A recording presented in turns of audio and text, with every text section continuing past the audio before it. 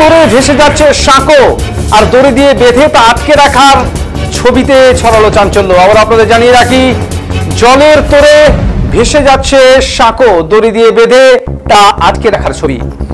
ধূপগুড়ি শিলার ঘাটে বাঁশের সাঁকো ভেসে যাওয়ার মুহূর্তে যোগাযোগ বিচ্ছিন্ন ধূপগুড়ি, বানারহাট ও ফালাগাড়া ব্লকের বিস্তীর্ণ এলাকার। পাহাড় ও সমতলের ভারী বৃষ্টির ফলে ফুলে ফেপে উঠছে ডুয়ার্সের বিভিন্ন নদীগুলি। শুক্রবার ডুডুয়া নদীর জলে করে ভেসে গেল ডুডুয়া নদীর উপর শিলার ঘাটে লক্ষাধিক টাকা নির্মিত বাঁশের সাঁকো। ফলে 7 কিলোমিটার দূরপথে যাতায়াত করতে বাধ্য হচ্ছেন এলাকাবাসী। বানারহাট ব্লকের সাকুয়াঝোড়া 1 নং গ্রাম পঞ্চায়েতের দক্ষিণ সাকুয়াঝোড়া এলাকার বাসিন্দাদের কাছে এই ঘটনা নতুন কিছু নয়। বাম আমল থেকে এলাকাবাসী প্রশাসনের কাছে শিলার ঘাটে স্থায়ী সেতু নির্মাণের দাবি জানিয়ে এলেও তাদের দাবির মূল্য দেয়নি কেউই। মাদারিহাটের প্রাক্তন বিধায়ক মনোজ টিগ্গা বহুবার আশ্বাস দিলেও লাভের লাভ হয়নি কিছুই।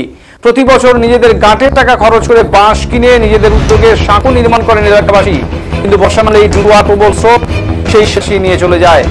বর্ষায় ভরসা হয় নৌকা, কিন্তু এবছর শিলা ঘাটে সেই উপায়ও নেই, কারণ নদী পারাপারের নৌকো ভেঙে অচল হয়ে পড়ে রয়েছে। সুতরাং এই বর্ষায় ভূপথ প্রায় 7 থেকে 8 কিলোমিটার ঘুরে ডুডুয়া হাসপাতাল হয়ে ধূপগুড়ি কিংবা অন্যত্র ছুটতে হচ্ছে এলাকাবাসীদের। আর তাই এই ভেসে যাওয়ার হাত থেকে সেতুকে উদ্ধার করতে আপ্রাণ চেষ্টা গ্রামবাসীদের। সেই ছবি উঠে এসেছে আমাদের প্রতিনিধির ক্যামেরায়।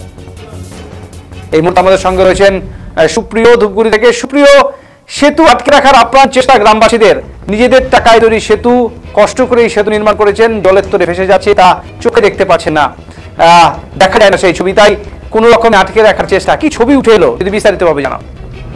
দেখো অমিতদা, অত্যন্ত মর্মান্তিক ছবি, এবং যে ছবি দেখলেই কিন্তু স্পষ্ট বোঝা যাচ্ছে যে তাদের কষ্টের পয়সা, তাদের আর্থিক যোগান, সামান্য আয়, সেই আয় থেকেই কিন্তু তারা ধীরে ধীরে এই সেতু নির্মাণ করেন, এবং প্রত্যেক বছরই বর্ষার সময় তারা এই সেতু নির্মাণ করেন, এবং পরবর্তীতে কিন্তু সেতু আবার ভেসেও যায়। প্রত্যেক বর্ষাতে কিন্তু সেই সেতু ভেসে যায়, এবং তারপর থেকেই কিন্তু আবার তৈরি হয় সেই যোগানের চিন্তা ভাবনা, এবং তাদের সেই চিন্তা ভাবনার ফলপ্রসূ হিসেবে কিন্তু এই সেতু তৈরি করা হয়।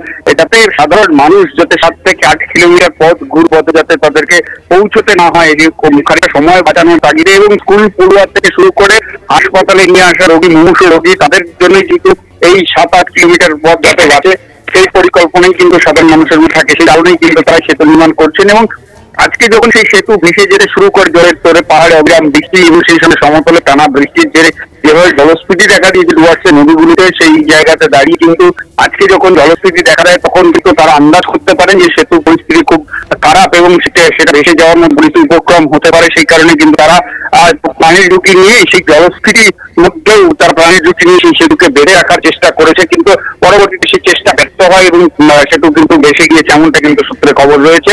এবং যার ফলে কিন্তু সাধারণ মানুষকে প্রায় 7-8 কিলোমিটার পথ ঘুর পথে কিন্তু এখন যাতায়াত করতে হবে। তাদের যেটা দাবি, দীর্ঘদিন থেকে তারা দাবি জানিয়ে আসছেন, বাম আমলেও দাবি জানিয়েছেন, তৃণমূল কংগ্রেসের সময় তারা দাবি জানিয়েছেন।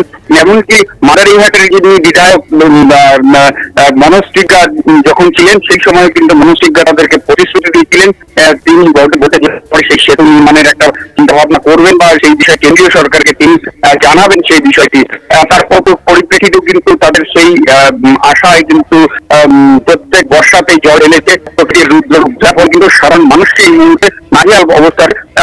ধূপগুড়ি ব্লকের বিস্তীর্ণ এলাকা, বিভিন্ন এলাকাতেই কিন্তু আজকে সকাল থেকে জলস্ফীতি এবং বন্যা পরিস্থিতির প্লাবন এগুলো কিন্তু দেখা গিয়েছে। সেই জায়গায় কোনোভাবে ব্যতিক্রম হয়নি সাকুয়াঝোড়া 1 নম্বর গ্রাম পঞ্চায়েতের এই চিলারঘাট সেতু এলাকায়। অনেক ধন্যবাদ সুপ্রিয় তোমাকে।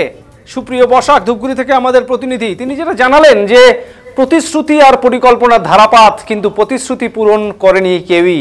রাজনীতির কারবারিরা ভোটের আগে এসেছেন, প্রতিশ্রুতি দিয়েছেন, ভোট ফুরিয়েছে, মুখ ফিরিয়ে নিয়েছেন তারা, তৈরি হয়নি সেতু।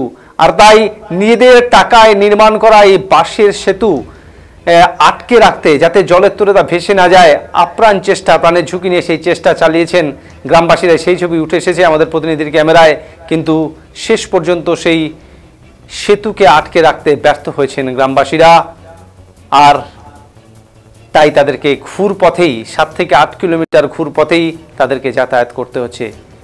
এটাই বোধহয় সাধারণ মানুষ, সাধারণ ভোটারদের ভবিতব্য। রাজনৈতিক নেতৃত্বরা, রাজনৈতিক ব্যক্তিত্বরা তারা আসবেন, ভোটের আগে প্রতিশ্রুতি দেবেন এবং ভোটের পর চলে যাবেন, কিন্তু প্রতিশ্রুতি পূরণ হয় না। তারই চলজ্জান্ত উদাহরণ, উজ্জ্বল ছবি বোধহয় এটাই।